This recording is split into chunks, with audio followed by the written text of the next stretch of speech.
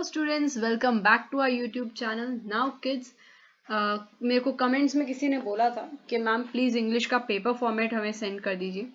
So I am explaining you the paper format of English for 2022 and 23, यानी जो आपका मार्च में जो एग्ज़ाम है, ये पेपर फॉर्मेट उसके लिए है। सो सबसे पहले सेक्शन ए जो है वो हमारा फर्स्ट फ्लाइट जो हमारी टेक्स्ट बुक है उसके बेसिस पे पूरा सेक्शन ए होता है।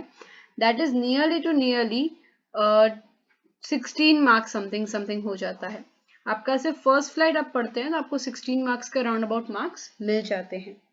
उसके अंदर सबसे पहला होता है प्रोज कॉम्प्रिहेंशन, यानी आपने जितने भी चैप्टर्स पढ़े हैं उनमें से कोई भी एक चैप्टर में से वो एक पैराग्राफ देंगे और उसके बेसिस पे आपको 4 क्वेश्चन पूछेंगे। आपको उन चारों का आंसर देना है और आपको 4 मार्क मिल जाएंगे। Fill in the blanks vocabulary part है। यहाँ पे आपके टेक्स्ट बुक का ही कोई भी एक पैराग्राफ होगा जिसके अंदर से उन्होंने वोकैबुलरी यानी कुछ कुछ वर्ड्स मिस आउट ब्लैंक कर दिए होंगे और ऊपर आपको ब्रैकेट में समझा वर्ड्स दिए होंगे। आपको उन ब्रैकेट्स को रीड करना है और आपको उसमें फिलअप करना है वो फिल इन द ब्लैंक्स को। दैट इज ऑल्सो 4 क्वेश्चन आएंगे, 4 के लिए 4 मार्क्स। टेक्सचुअल क्वेश्चन आंसर्स जो हमारे क्वेश्चन आंसर्स होते हैं हर एक चैप्टर में से वो 8 मार्क्स के क्वेश्चन आंसर्स होंगे। 4 क्वेश्चन होंगे एंड आपको कोई भी आपको 5 क्वेश्चन आंसर्स ऑप्शन में दिए होते हैं, आपको एनी 4 लिखने होते हैं और ये आपको टोटल 8 मार्क्स देंगे। Then let's come to your section B. ये पूरा पोर्शन जो है वो मोस्टली आपका पोएट्री पोर्शन है।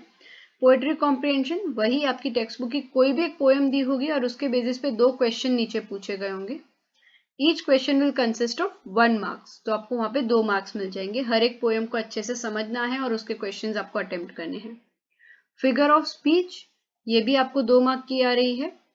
पोएट्री टेक्सचुअल क्वेश्चन आंसर्स यानी हमारी पोएट्री के बेसिस पे हमें क्वेश्चन आंसर्स पूछेंगे।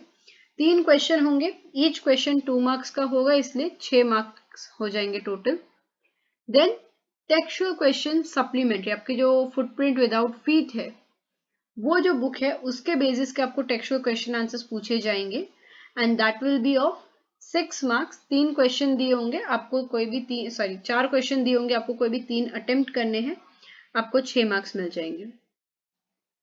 सेक्शन सी बहुत ही कई बच्चों को ये टफ लगता है, कई बच्चों को ये मार्क्स गेनिंग लगता है। तो सेक्शन सी आपका मोस्टली पूरा का पूरा टेक्सचुअल बेस्ड है। बट आपको क्या करना है, आपको आपकी टेक्स्ट बुक बहुत अच्छे से बार बार रीड करनी है। जैसे आपका जो पहला क्वेश्चन है that is rectification of error.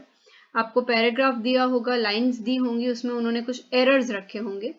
Total उस पैराग्राफ में 6 एरर होंगे। अगर आपने वो 6 के 6 एरर ढूंढ लिए और उसका एरर यानी करेक्ट आंसर लिख दिया तो आपको 3 मार्क मिलेंगे।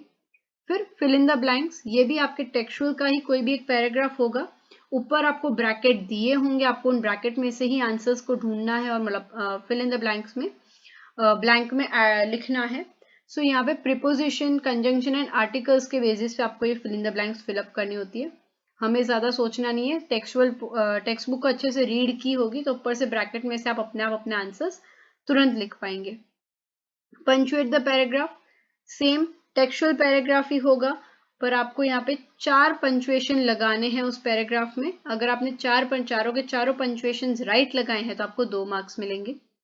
Direct and indirect speech text book का ही, आपके जो टेक्स्ट बुक भी कौन सी बेटा, सिर्फ first flight.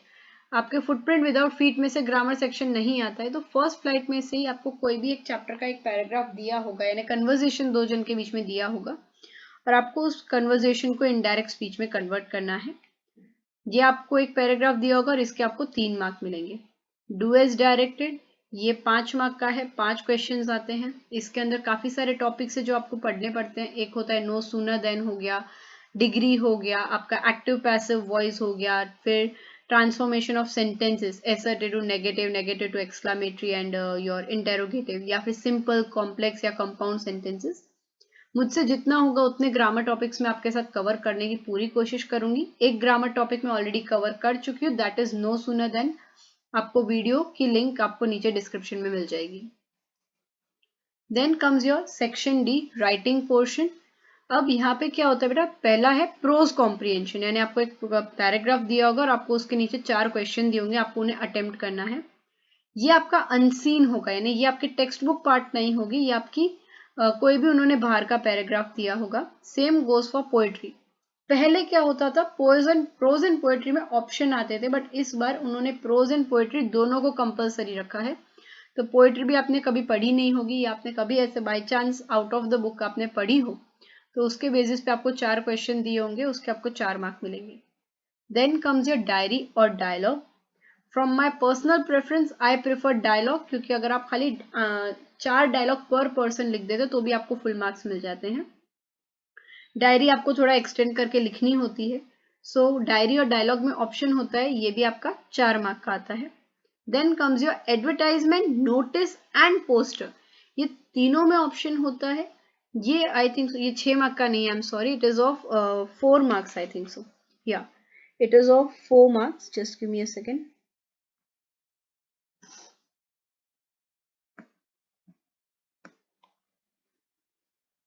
It is of 4 marks. ये भी आपको एक क्वेश्चन दिया होगा और 4 मार्क मिलेंगे। I prefer notice writing. Advertisement भी इजी है, पोस्टर भी इजी है, बट नोटिस राइटिंग में थोड़ा सा फॉर्मेट होता है, तो फॉर्मेट की वजह से, और मैंने एक्चुअली मेरे चैनल पे आपको बहुत सारी नोटिस राइटिंग और डायलॉग राइटिंग के वीडियोस मिलेंगे जो मैंने पिछले साल के बच्चों के लिए बनाए थे, बट दैट इज सेम। ये आपका जो पैटर्न तो चेंज होता नहीं था, आप वो वीडियोस भी देख सकते हैं, मैं नीचे उनका भी डिस्क्रिप्शन में आपको लिंक दे दूंगी। एंड इस बार इस साल के लिए भी मैं नए क्वेश्चंस को सॉल्व करने की आपके लिए कोशिश करूंगी। Then comes your section D.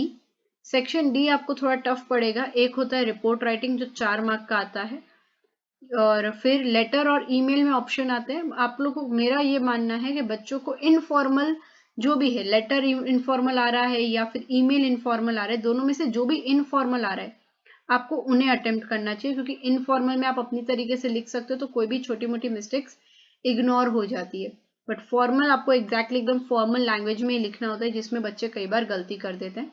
तो आप दोनों क्वेश्चन रीड कीजिए और देखिए कि कौन सा इनफॉर्मल है। पैटर्न फॉर्मेट दोनों का सीख के जाना है, लिखना वो है जो इनफॉर्मल आएगा, उससे मार्क्स बढ़ने के चांसेस हैं।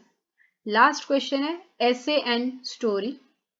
अब इन दोनों में से आपको जो प्रेफरेंस लगे, आपको लगे नहीं मैम मेरे को ऐसे लिखना अच्छा लगता है, आप ऐसे लिखिए। स्टोरी में आप लोगों को हिंट्स दिए होते हैं कि आपको इस तरीके से स्टोरी लिखनी है, आप अपनी तरीके से भी स्टोरी थोड़ी बहुत लिख सकते हैं।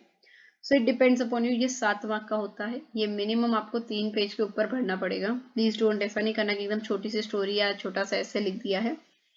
आई विल ट्राई कि आपको इसके भी मैं 2-3 क्वेश्चन सॉल्व करवाऊं और आपको हेल्प मिल जाए।